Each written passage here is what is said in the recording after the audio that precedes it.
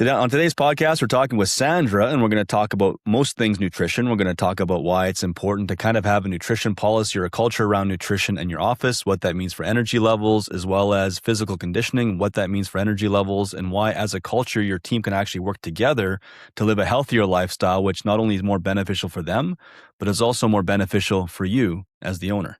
I'm Dennis. And I'm Greg. And this is the More Profit, Less Stress podcast, where we provide the tools for more profit and less stress in your business now, so you can turn into a valuable asset later. Okay, welcome to the More Profit, Less Stress podcast. I'm Greg, and I'm here with Dennis, and our guest today is Sandra. And the reason we brought her on today is Sandra had an interesting experience to share that we thought would be very beneficial around implementing a culture around just self-care and the attitude with staff and the difference in performance it can make. So speaking of the experience, you owned a retail store, it was a pet store, and just maybe tell us a little bit about your experience, why we thought this would be a good idea to have this podcast. Well, one of the reasons we're having this conversation, we were discussing a lot of this off camera because all three of us work well together and we discuss a lot of different topics. And one of the things that came up was human performance and staff performance in relation to a culture of physical fitness, in relation to a culture of eating healthy, and how much actually healthy eating makes a difference on overall staff performance, on attitudes, on everything else. One of the reasons the discussion came up is just if you look at what the average person eats for lunch, if you look at what the average person eats for lunch, they might run out to McDonald's or a Wendy's if they have the time. Some people may go to a Subway, they grab a bag of chips. There's a lot of things that end up being very carb heavy. And they're not, and then you'll start to notice, I think one of the things I noticed a lot too is depending on what I have for lunch depends on how quickly I want to nap after Right. I eat. Like if I load up on carbs, I feel like I got to take 20 minutes just to get my energy back or I'm crashing for the rest of the days. And Sandra, your experience comes from a lot of dog nutrition, but I think your experience also comes from human nutrition as well, correct? Correct. Yes. So I had a very interesting experience with my employees when we had a pet store. A lot of my employees were really young. So it's kind of like talking to a teenager about, hey, self-care. And one of the topics we would talk about is, hey, what are you bringing for lunch? What are you bringing to work? Are you bringing like Coke to hydrate? Are you bringing water? And found it was a little bit difficult to kind of bring these conversations up. But one way to actually their why, to tap into their why, not my why, not our client's why, but their why is like, hey, I'm hiring you to work with puppies. Like I'm hiring you to work with and these people coming to work because they love animals and they want to be around animals. And, we have customers coming in with their dogs, sometimes even cats. And sometimes they would bring all kinds of different A pig. Oh yeah, we had pigs in the store. We had like lizards. We had snakes. So like a lot of people coming in with their animals, and my employees, they love that environment. So their why, what I brought up through trial and error, was like, you want to have the best experience you have in your workplace, and the only way to have best experience if your body's fueled, if you're not tired, if you're not feeling like you need to have a nap in the middle of the day, you're not grouchy, you don't have a headache, you're not thinking like, I'm in the best place I want to be for my work, but you're thinking like, oh my gosh, I really want to go home at the end of the day because I'm exhausted. And the Right. reason is I didn't bring enough food, or I brought like Twinkies for lunch that doesn't have any nutrition. Talking about carbs like varies, right? Like carb from broccoli could last a lot longer than like a Twinkie that's going to just hit your blood sugar and you're going to crash within like 10 minutes. And sorry, for some background, you had told me something about what, like basically the brain burns more energy than any organ or muscle in the body. Like 20% of everything you eat, your brain uses. So how much energy does your food produce? In our store, they had to problem solve a lot. It's a little bit like putting puzzle pieces together. You have to ask a lot of questions. You have to learn about challenges that the animal is going through and know to match them with the right product. So like if you're not good at puzzles, you're not coming to work in our workplace because like you have to be a problem solver. So it means your brain has to work a lot. So we talked a lot about with our staff how to feed your brain so that you're on top of your game.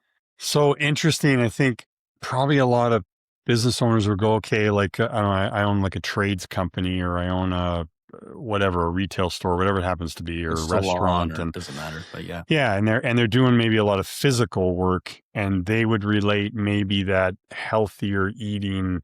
And again, we're not saying, I don't think you're saying like be strict and regimented and dictate to your staff, you got to do this, but it's getting rid of some of the bad habits to understand that. Again, I go back, a lot of business owners might think, oh, it's muscle burning energy and they got to do physical labor. So therefore they got to have a lot of energy, whatever. But then a company that says, oh, well, they're all desk jobs, so maybe it's not as important. It's actually totally the opposite. It's more important because they're using their brain more.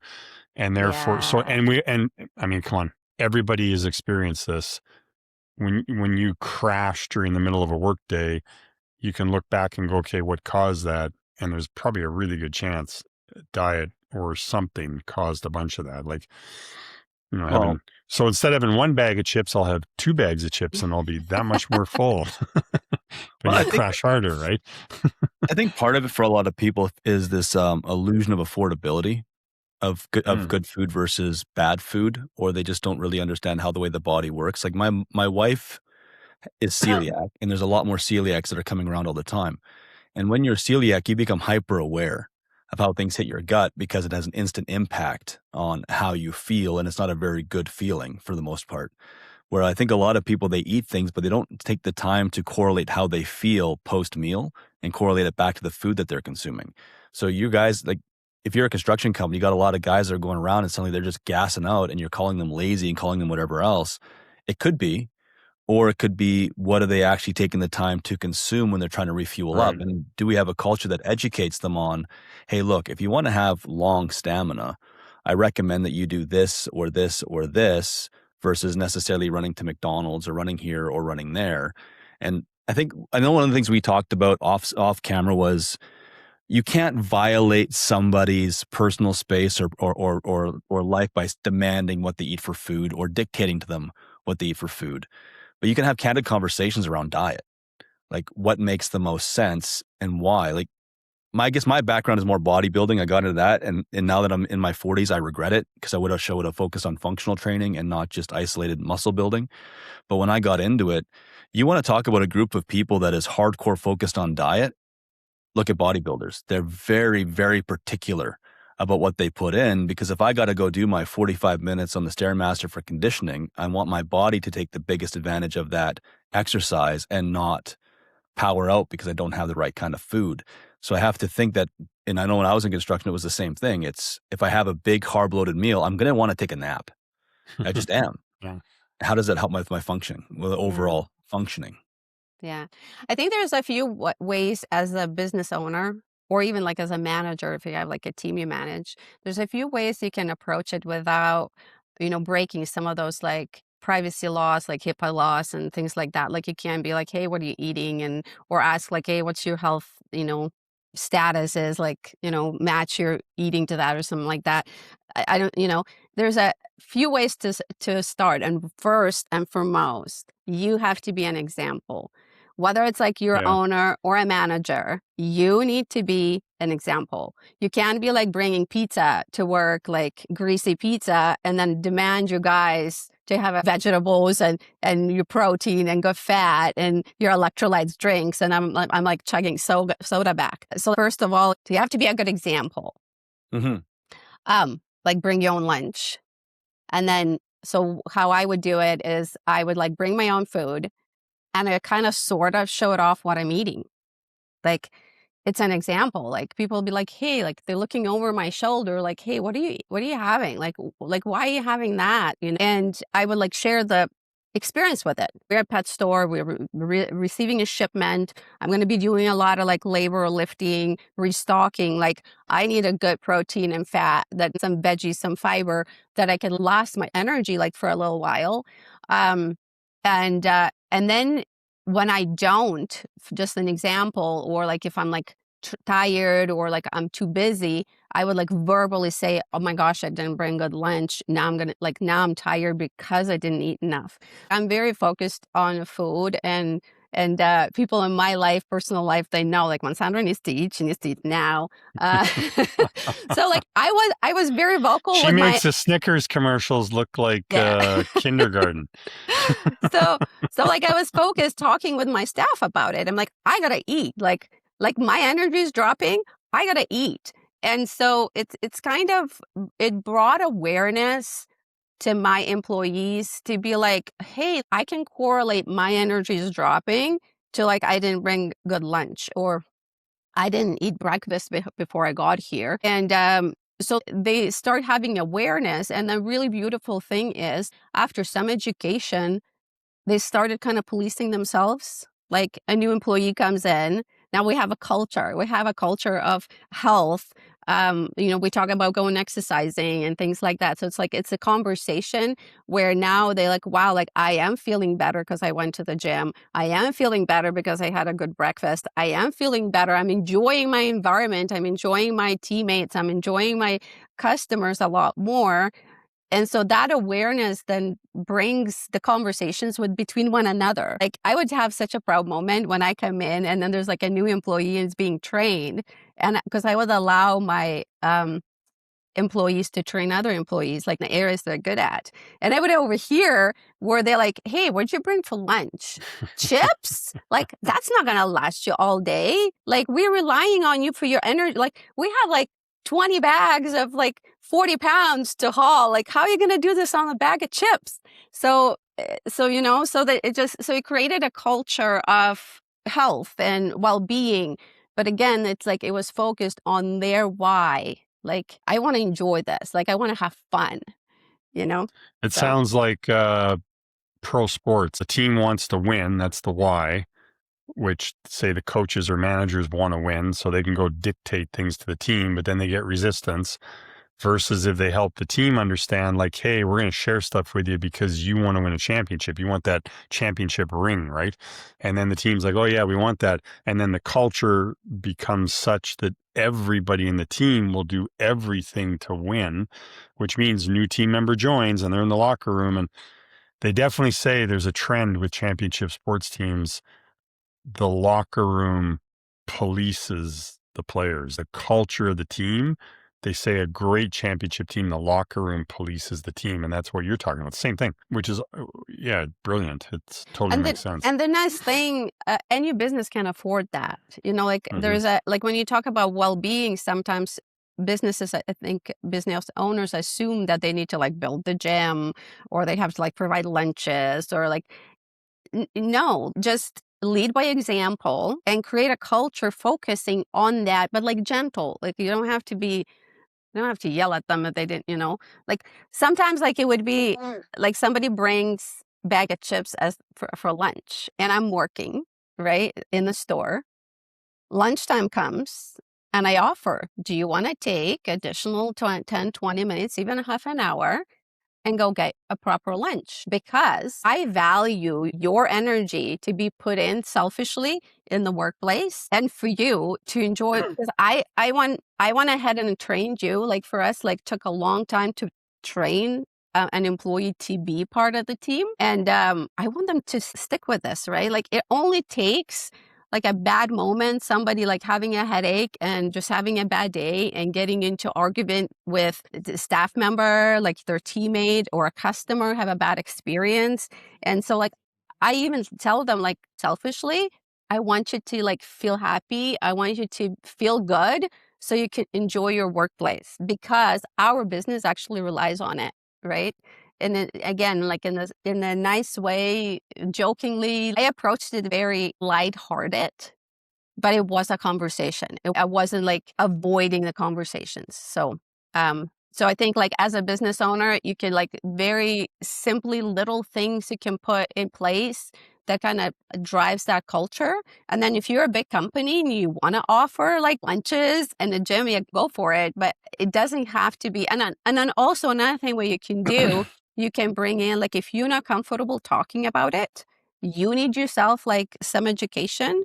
You can bring in nutritionist for a little bit, or gym buff who can like talk a little bit about fitness and just personal care. and do a little like Well, kind of seminar for your employees. But again, it's that culture, building that culture little block at a time.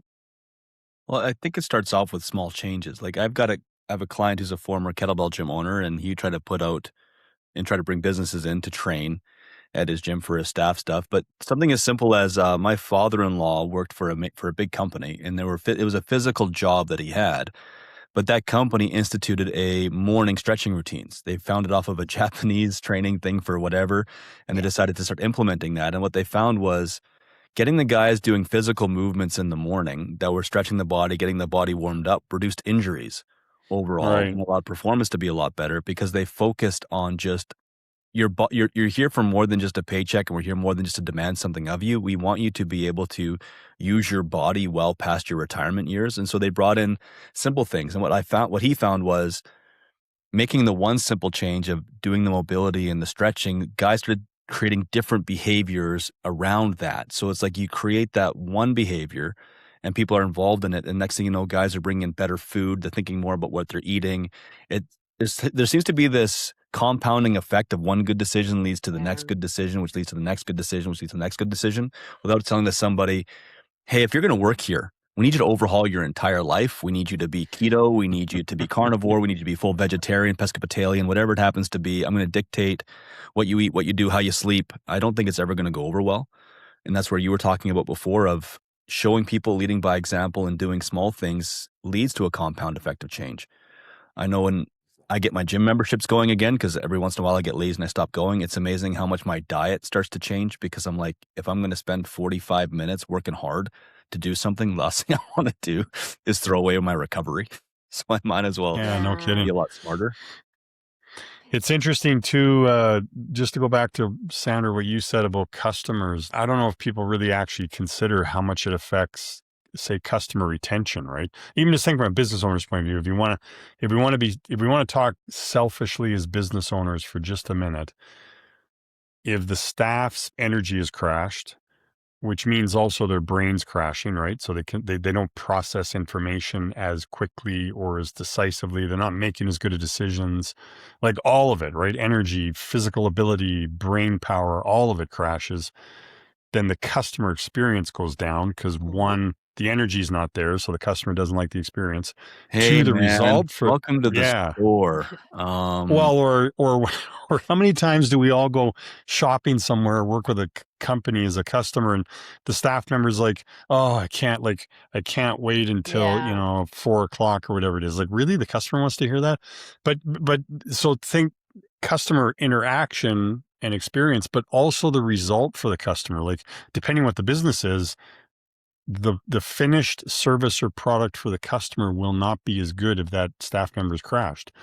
Yeah. So the ripple effect to the company is massive. And then that can get into things like in lots of our podcasts, we talk about different things like average transaction or Mhm. customer retention, all those things. Like every single one of those KPIs, you could draw a dotted line to staff energy level, which then Well, goes one line backwards, which is what's the staff using for fuel. and that's in the retail setting. Now imagine a plumbing situation or an electrical situation or a mechanical situation. How many mistakes are your staff making Mm, because they're not because they're dumb, but because their fuel tank is empty. They're just yeah. not thinking things through clearly because the brain, like this never became more apparent to me ever than having to dive down the path of type 1 diabetes. When you take a look at that, and they talked about, for example, how type 1 diabetics perform in school, that their exam marks can change completely depending on whether or not the blood sugar is too high, whether or not the Right. blood sugar is normal, whether or not the blood sugar is too low. Like if you're a type 1 diabetic and you're listening to this, you know exactly what I'm talking about. How what Yeah. you eat, when you eat it, how your body's processing all of those sugars completely impact your performance, they impact your thinking, they impact your attitude, they impact all of that stuff. And type 1 diabetics have a massive disadvantage in that their body doesn't regulate that for them nearly as well as it does for everybody else. So if it affects somebody who's a diabetic and they can see the interactions between insulin and carbs and energy and blood sugar spiking, all of that in their performance, do you think it's anything different for the regular human being?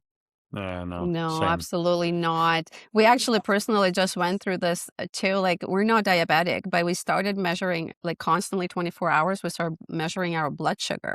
And like, I personally think it's like the best tool in the world, because you could try all kinds of different diets, and like, people could say like, do my diet works or whatever. And a lot of people have tried all kinds of different diets, not just for like weight loss, but just feel better. But if you don't have any kind of actual measuring stick, it's super difficult to make decisions. But like when you Mhm. see in a live, like, okay, I just ate a meal, within an hour, my blood sugar start reacting. Now you can adjust, and just that, not even for diabetic, but like the level of blood sugar not going up and down constantly. Like, it's amazing what it does to your energy levels. Like, I'm so much more energetic throughout the day, like so much more efficient. When like what you talking about, like, oh, I just had a lunch, now I gotta have a nap, like that would constantly happen to me before. But like measuring the blood sugar levels, I'm like, wow, I don't need a nap, I can actually get so much more done. So like that's the whole point, I think, of this conversation, that the efficiency around, like, so like there's twofold. One, obviously, you want your employees to feel good, not just in your work environment, but in their life in general. Like, it's like, to me, like, we all three of us love helping people, and that was like my passion. Like, like coming from human health, then going to uh, animal health. Like, I want to help people, and employees feeling good in the general in their life. Um, it's a huge benefit. But selfishly, and I tell them when the right time is right, tell them, like, I like talking to you guys about it because selfishly, our company does a lot better. And then you can take that knowledge to the next employment, because I know our employment's not going to be like your career for the rest of your life. Like, we used to have a lot of these conversations. And I said, when you go to another interview, you can actually tell your people that are hiring you, I know about nutrition, I go to the gym, I have a lot of energy, I know what lunch to bring. To me, if somebody comes to interview and says that, I'm like, you hired. It's the right attitude, because the person understands it's not about just personally they can benefit, but then they can be a lot more effective at work too. And even just think personal life, and it's okay to talk to staff about that, right? Just say, hey, like the effect on your personal life. Just think about energy in your relationships. Think about energy with your kids. Like, you get home after work, you're exhausted and you don't want to spend time with your kids. Or if you have pets, you like spending time with them.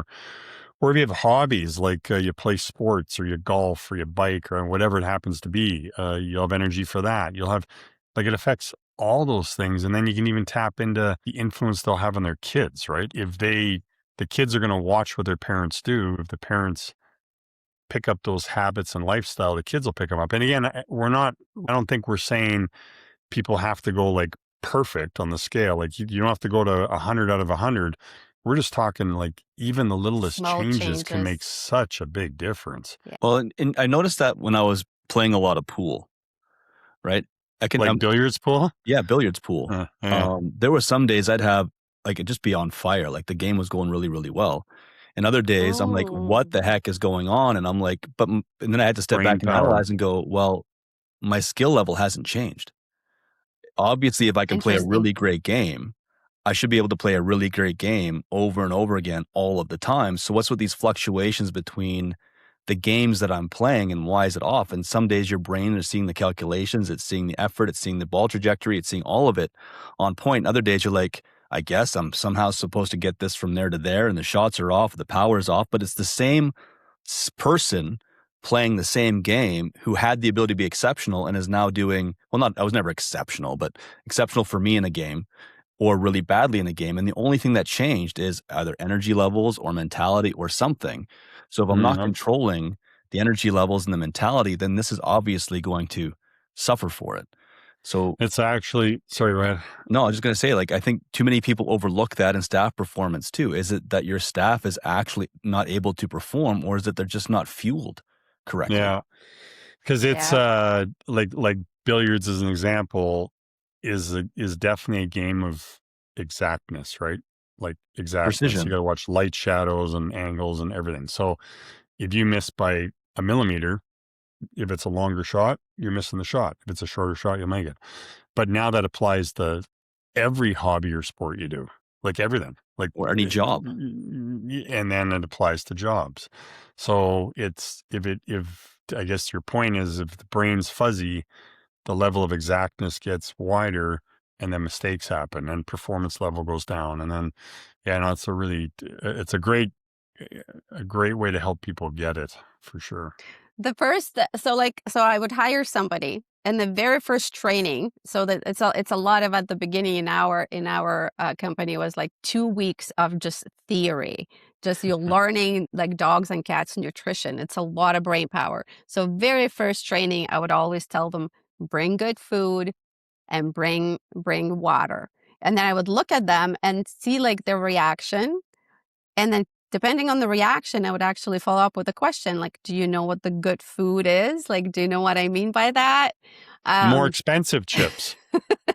So I would just kind of like mention, just make sure you're bringing like nutritious food, because your brain will have to absorb information. So here's another thing, and I know all of you, both of you do this with your clients, and I used to do that because I learned that from Greg. I used to do that at our store. We used to do the DISC and VAC tests, right? That's personality tests. So when it comes to like the visual, auditory, kinesthetic people, I would do that test with my employees, and I would explain what all that is. And it's very interesting. I taught them to watch for symptoms. So like myself, I'm very kinesthetic. So my kinesthetic is the highest, my visual is second, and my auditory is last. So when I'm tired and if I don't have enough fuel, the last goes. So like all of a sudden, I can't hear the things that are being said to me. It was very, very apparent to me, like if I'm tired, if I didn't have enough, like I'm busy, I'm like the only one in a store, and I can't take like time for lunch on time, like I could physically feel how my abilities are going away. So like customer would come in and tell their phone number. So I got to put in like in the till, right, in my POS system to pull up their profile. And I would have such a hard time translating from the auditory into my kinesthetic, putting the numbers in. I all of a sudden, and people will say like, oh, I'm dyslexic. Like I would mess up the numbers, and instead of 480, I put 408. I become dyslexic, and the awareness of, wow, like I'm hungry, and this what happens. My auditory just goes. So I would talk to my employees about it. Like, okay, so like your kinesthetic, visual, auditory. Just so you know, when you're tired, if I'm trying to train you, and I'm like, we're speaking, trying to train you by speaking, you're not going to hear me and understand what I'm trying to tell you. So again, it's just like another why, like it would be like the same, like, because a lot of our employees would be in school, like in university or college. And again, same awareness, like you go into school, you're going to your lectures, just so you know, those skills, like auditory, like if it's your last like strength, it's going to go. Good advice for everybody, because we work with, as you mentioned, we work with the VAC testing, so visual, auditory, kinesthetic, with clients. And if you go research it, it's a measurable fact that the auditory score is the lowest amongst humans. It's on average, it's the lowest score. So what you just said pretty much applies to almost every human on the planet. And yeah, it's a big deal. And yet here we are doing an auditory podcast. Yeah.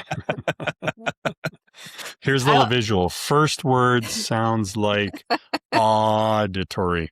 Right. But I think that awareness is very, very powerful, right? Because it's like builds a habit. Like once there's awareness of when am I not feeling good, and then awareness when I'm feeling good. Now I want to replicate it. And as the more you do it, it builds the habit. Yeah. Right? So I think it's super, super powerful. It's very simple. It's beneficial to you and to your team and to your company. And it doesn't have to be complicated or expensive. No, it's something you just start off with a conversation around, Yeah. right? Examining things. Like when you build a culture, it starts off with small steps. You're not going to overhaul your culture overnight, but you can bring it up in, if there's a direction you want to go. Number one, we talked about this before. Are you living it first? Like, if you're going to ask your staff to eat differently, are you eating differently yourself, or are you taking off to the same things they're taking off to? Because you got to be able to do the thing that you're wanting them to do. Yeah. Number two, if it is important, the more you talk about it, the more it sits into the brain, because bringing it up once, nobody's going to remember. It takes repetition. I had a former boss I worked for who actually believed in his staff's fitness. He'd open up lunch hour to actually train everybody, and he was a calisthenics person. So not anything other than body weight exercises, but he would offer that every single lunch period, and whoever wanted to could go join him in his calisthenics workout. So That's like cool.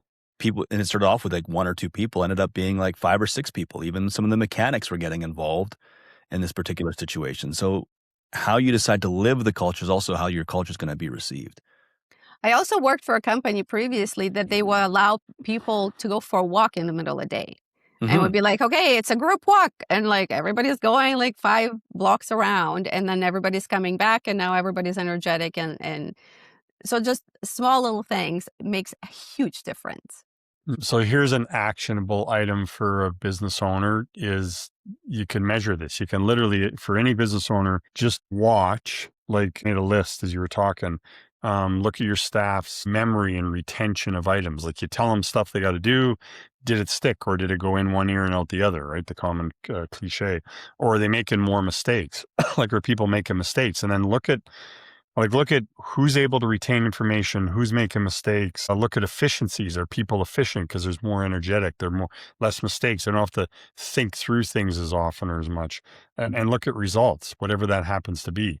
But watch those things, and if you're noticing a difference, then look at the difference between the people. Is there something to do with eating habits? And that actually makes me think about. So we live in the U.S. and you could probably say the same about Canada, but in the US, they're looking at grades for kids, right? And the US spends, don't quote me on this, but I think I heard the US spends the most per person in education on the planet. Oh, wow. Yet the test scores are something like 39th or 40th country. True. So Yeah. Heard spending of the that. most with 39th or 40th results. Now my numbers might be slightly off there, but that's the gist. It's a drastic difference. So that leads to somebody like Robert Kennedy Jr. looks at the numbers, right? Like I just suggested, and says we need to do something, and looks at the food programs and goes, we need to make changes. Like we need to start making changes because the food programs in the schools are freaking awful, which by the way, might be leading to shit test scores when they're spending the most amount of money per student, which leads to, and people may say, oh, don't stick your nose in that, but that leads to, what kind of jobs these people can get, how they impact the economy. Like it all comes back to every human being in the country. It affects the GDP. But if you really want to talk about it, it's full circle and impacts the GDP, which affects every person that lives in the country. So is it a bad thing or a good thing he's going after that with schools? For sure. Makes Yeah. sense. Yeah. So I'll tell you a super short, funny story. So we ended up selling that store after 7.5 years. That was an investment that we did. And it was very funny because after we sold it, I had like a team just in our house for dinner. And I said, okay, now that I'm not the owner of the store, you have to tell me something you guys used to do, that like mischievous thing that you guys used to do that you never used to tell me. But now you can I tell me, remember like, this conversation. yeah, yeah. And I don't know. I was like, I don't know what I was expecting. But the funny part was that were like all girls at that time. It was like they all just girls team. I know they used to go to the gym. Some of them used to go to the gym together. And the Which they least thing. started doing like when they worked there. They didn't start before they worked there. Well, some of them did, but then they ended up going to the gym together, like the Mhm. same gym together and all that stuff. But the least that I was expecting, what they told me, that they used to have a competition of headstands in the Yeah. store. And I was like, what? No, but like it's strength, coordination. Yeah. But I mean, like, I don't know, million guesses. I would have never guessed that. But like, I was so proud. Like, I'm like, first of all, yeah, it's not appropriate. They showed me some of the videos where they used to do those headstands, like with the stores open, like there's no customers. But it's all like retail, it's windows. And I'm like, how many customers actually walked by and saw them doing headstands in the store? It's dangerous because it's not like they're doing it with mats or something, but nobody got hurt. And for the girls to have that kind of competition, like actually made me really proud. because they're But it's an item confident. that takes They're energy confident. They're and confident. They're strong. They support one another. Like a lot of camaraderie. And yeah, I don't know. In a weird way, I was just super proud. Yeah. But just don't do it at the store anymore, ladies. Don't do it. Yeah. Do it at the gym. They knock over a shelf of treats. How'd this happen? We don't want to tell you. Well, nobody got hurt and nobody like knocked anything over. So obviously they were responsible at the same time. And I think they were like, standing one behind another and making sure nobody falls. But yeah, they found a way to have fun. Well, but it just, again, it's a healthy fun. And yeah, it made me actually really proud. Thanks for listening to the More Profit, Less Stress podcast. If you liked what you heard, be sure to subscribe or follow on your favorite podcast platform and leave a comment or review if you're feeling generous. To learn more about us and what we do, check out our website. Until next time, take care.